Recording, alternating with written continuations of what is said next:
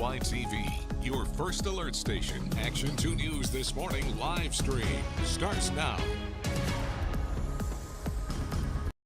Hey, good morning, everyone. Thanks so much for joining us on our Action 2 News This Morning live stream. A lot to get to this morning. We're starting with President Trump giving the longest State of the Union address in history to Congress Tuesday night, an hour and 48 minutes. Let's get right to WBAY Washington correspondent Stephen Goen in our D.C. newsroom. Good morning, Stephen. Good to have you with us here. So start with the biggest takeaways from the president's address. So the president really focused on the economy during his address last night. He talked about America being in a golden age, though many Americans still struggle with affordability. He also put a spotlight on his tariff policy while defending his immigration enforcement efforts across the country. Now, there were some big moments last night. The president had quite a few guests, like the U.S. men's Olympic gold medal winning hockey team. He also presented some awards to several military service members. There were also some heated exchanges with Democratic lawmakers and Trump, which is to be expected. But as you mentioned, last night it was the longest State of the Union in history, certainly one to watch and remember. Stephen, looking ahead, what did the president lay out as his next steps, and what is his focus going into the second year of the second term? Yeah, going forward, it seems the president still has a big focus on the economy and plans to help Americans with their financial futures. For example, he said he wanted to create a 401k style plan backed by the government that would give workers who don't receive a retirement match from their employer a government-backed retirement match. He also talked about an idea he's previously mentioned, having Congress pass legislation to prevent private equity firms from buying up homes, driving up costs. So we'll have to see if any of those plans come to fruition. Stephen, we know dozens of Democrats boycotted the president's speech. They had their official response, of course. What more can you tell us about the Democrats' response? Yeah, that's right. Last night was a big night for Democrats as well. Of course, many Democratic lawmakers were in the House chamber watching the president's address. There was some shouting, some boos, people holding up signs. One Texas Democrat actually had to be removed from the event. Then there was the boycott. More than 30 Democratic lawmakers holding what they called the People's State of the Union, offering up some counter-programming. Then the official party response from Virginia Governor Abigail Spanberger. Her big question last night is, was the president working for you, the American people, or for himself? She went after Trump on things like immigration, enforcement, corruption, affordability. Of course, this is a midterm election year, so we'll have to see if either message that was given last night by both parties lands with the voters. Certainly a big year ahead. Stephen Goen joining us from our D.C. newsroom in Washington, D.C. Stephen, thank you so much. We appreciate your work, and thanks for joining us here in Wisconsin this morning. We are going to be checking in with Kristen Allen now, as it's a huge day, Tammy. Give Big Green Bay kicking off at noon today. Yeah, counting down the hours. We have Kristen Allen. You've been out and about at different nonprofits this morning. Kristen, you're in De Pere. So start with explaining, how does Give Big Green Bay work? Well, it's really an online 24-hour online fundraising event. It's called Give Big Green Bay. As we said, it kicks off at noon today, and it goes for 24 hours. And really, to donate, you can just go to the Give Big Green Bay website, and from there, you can browse the dozens of different nonprofits in our area that are participating. And you can donate to one of them or multiple different ones. And one thing that Give Big Green Bay really also focuses on, aside from just the donating, is really trying to highlight these different nonprofits in our community so people can see them and learn about them and what they do. If you look at them, maybe you'll see some that you didn't even know existed in our community, and you can learn a little bit more about them. So obviously we have so many wonderful nonprofits in our community. There's about 50 that are participating in this. Some are ones that have been involved in Give Big Green Bay before, some it's their first time. But again, you can go to the website and take a look at all of those different nonprofits that are participating. You mentioned those nonprofits, Kristen, over 50 of them participating here. What do they do with this money? What's it used for, and why is it important for people to give over the next 24 hours? Well, it really sort of spans the gamut. There's dozens of different nonprofits. As we mentioned, we're here in De Pere, so definitely De Pere is one of those organizations. And in addition to the online donating that's happening, several businesses are getting involved, like Smith's Mercantile here behind me. They'll be donating 10% of their proceeds today to Definitely De Pere. Definitely De Pere does a lot of different things in the downtown De Pere community. Obviously, it's known for helping and supporting local businesses, but it also brings events to the area, which attracts people to the area.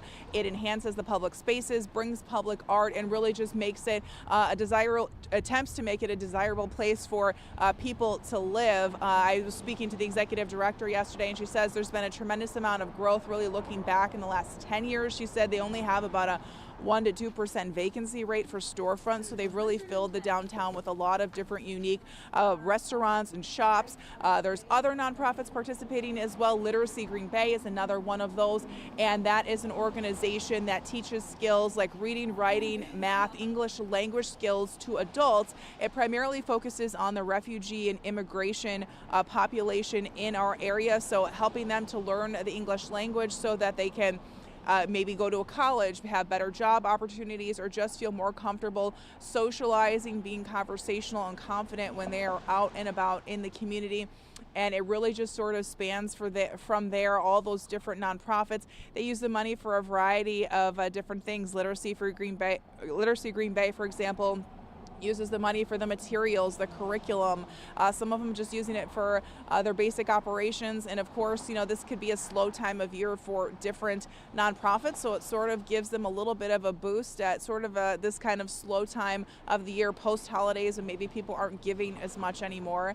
If you want to donate, if you want to see the Give Big Green Bay website, you can head to our website, WBAY.com/links. All right, Kristen, thank you again. It kicks off at noon today. Give Big Green Bay, helping out those 50 local nonprofits. Thanks, Kristen. All right, talking about our energy bills. Yes. Have you looked at yours lately?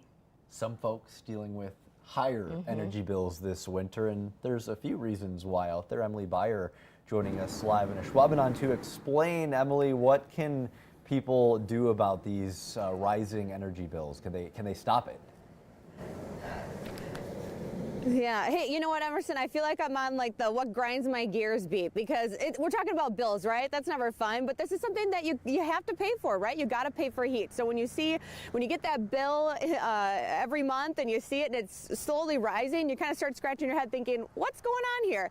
Well, we're seeing natural gas prices right now are up 18% from last year. So that explains where you're kind of seeing that, but also that supply and demand. I'm only back to work 4 days, and it feels like it's been the coldest days of my life. So it's cold across the country as well. So we're seeing a higher supply and demand that is also impacting those natural gas prices. So that's the why. Now, like you said, Emerson, what can you do about it, right? How can you try to kind of navigate these challenging costs, right? So there are a couple of things that you can do. WPS, their website, lots of really great resources on there, but they offer a couple different programs. One thing that they offer is this budget billing. I thought this was really impressive, and I think this is nice for folks who maybe want to just have a set price every month throughout the whole year. So what happens is you get your bill, it's that price each month, but it's assessed every 6 months. So you don't have those huge fluctuations. So like in the winter months, you know, maybe you're seeing bills for $200, $300. It would be a set price. Maybe it's $100 or $125 or something across every month of the year. So although you would be paying that in the summer when you maybe wouldn't be using that much energy, it would just be a set price. So it's a little bit easier for budgeting. There's also time of use programs. This is super handy. If you can do this, you can save yourself as much as roughly 15%. So if you can shift enough of the energy use, shift your energy use to hours during the day when there's a lower demand for it. And I know that can be kind of tough. I know for some folks, if you work from home, this would be super handy. Get that load of laundry going, you know, around noon. They've got different peak times. We've got that linked in this story at WBAY.com. You can kind of take a look at that. And if you can kind of adjust your schedule, again, 15% on your bill would be pretty nice. And Emily, I was checking that out during one of our commercial breaks, so thank you for that tip on that. And I wanted to ask you, because you talked with experts, anything you learned that surprised you? Yeah, you know, I'm a little naive to how energy all works. I'm not going to lie. I really put that on my husband, so thanks to him. But when I was talking with Matt Cullen, again, he's the spokesman for WPS, I had a million questions because I'm like, how can I try to navigate this? I've got newborns in my house, so I have my heat up a little bit higher maybe than usual. I know I'm not alone in that. So when you have little toddlers and kids, you got to keep your heat a little bit higher. But he was saying just going around and unplugging the things that aren't in use. He had referenced a coffee pot. He was like, if you have your coffee pot plugged in, just unplug it. And I'd said, well, what if it's turned off? Is it still pulling energy or any kilowatts or anything? And he said some still do, and that's a good thing to kind of keep in mind. A lot of these different appliances that we have, they all have different energy efficiency use. So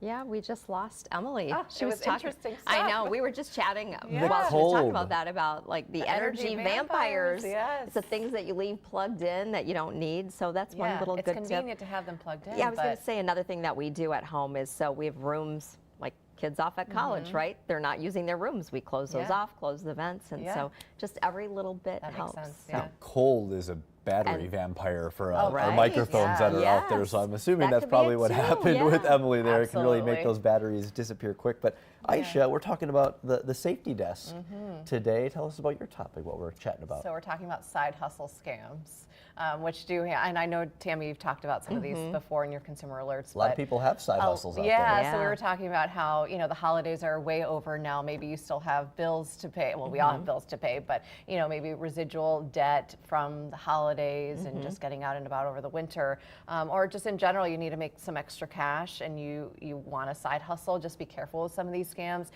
This warning coming from the Federal Trade Commission this morning, just to be on the lookout because the scammers they have a hustle of their own to try and scam you into some of these jobs.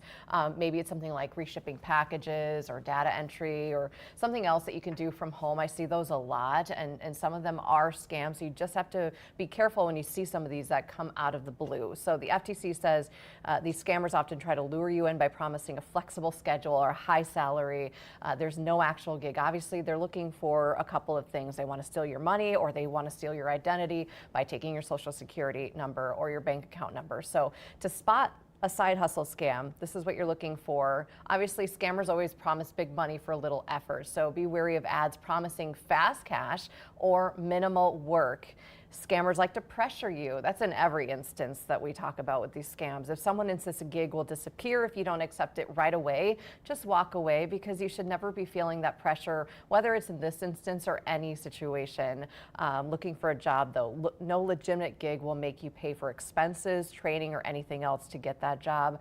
And if anyone does, most likely that is a scammer. So the consumer experts with the FTC this morning say anytime you're considering an offer for a side hustle, there's a couple of things that you could do. Make sure that you research the company. Hopefully you're doing that regardless. Search the company name. You can use words like complaint, review, or even scam to see if there's any issues others might have had. And we do this when we're researching businesses that we want to work with, right, as clients. Also talk with current and past workers about their time at the company if that's something that you can do. Learn about their experiences, their income, any out-of-pocket expenses. Maybe you don't have to get into specifics, but just get a feel for what they say and talk to someone you trust about the opportunity before accepting a big gig. And it's cliche, but if it sounds too good to be true, it probably is. So just be on the lookout for that. All right, thanks so much, Sure. Aisha. We want to get over to Steve before we run out of time here. First alert weather. Hi, guys. It's going to be a cold one out there today, Steve. Yeah, it already is. I mean, as we take a live view from our Green Bay sky cam, we're at 13 degrees with a wind chill of 0. And this person here down at the bottom of your screen, they're walking past the Brown County Courthouse. They're all bundled up. You got to make sure you dress warmly out there. We do have some passing clouds, but I think they'll give way to some sunshine as the morning wears on. 16 in Appleton, Fond du Lac, Sheboygan, and Manitowoc. 2 above for a temperature in Rhinelander. This west to northwest wind not playing very nice, giving us wind chills on either side of 0. Our wind chill right now is 1 above in Wapaka and 1 below in Sturgeon Bay and in Escanaba. Single-digit wind chills today, a cold, wind chilly day, a high of 19. Some clouds this morning, but I think we'll turn mostly sunny. Clouds may linger to the north and west at times today, but let's really focus in on the important part of today's forecast is the cold weather. First alert pinpoint predictor has highs around 20 in the valley, a high of 20 in Marinette, teens north and west. A lot of our inland high temperatures will be about 10 to 15 degrees colder than normal for late February, and that's not even including the wind chills, which will be hovering around and just above 0 for much of the day. And I know that a lot of schools will use 0 as kind of like the wind chill decider, whether the kids should have recess inside or outside. It'll be very close. So I think the kids, they could go either way. And either way, they should definitely bundle up as they're out and about today.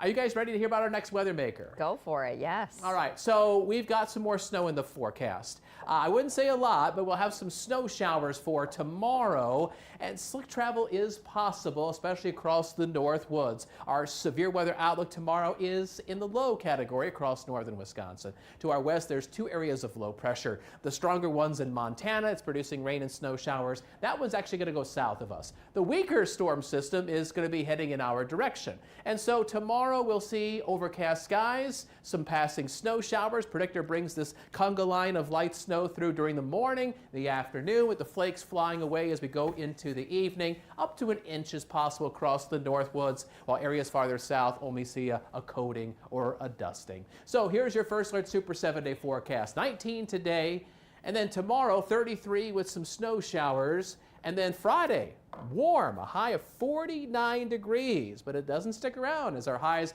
drop back into the chilly 20s over the weekend. And on Saturday, we'll have a snow chance from Green Bay and to the south. The ups and downs of Wisconsin winter, right?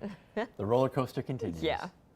That's going to wrap it up for us on our live stream today. Make sure to join Steve and Aisha for the cut-ins, and then again on Action 2 News mid-morning starting at 9 o'clock. Have a good one, everybody.